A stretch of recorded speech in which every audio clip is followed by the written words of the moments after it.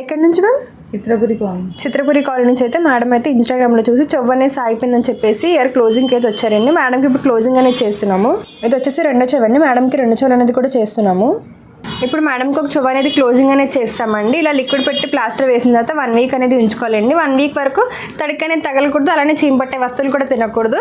10 days తర్వాత 1 week తర్వాత plaster అనేది తీసేసి 10 డేస్ అనేది గాలికి వదిలేయాలండి. అప్పుడు కూడా చీమపట్టే వస్తువులు తినకూడదు, అలానే గాలికి అనేది వదిలేయాలి.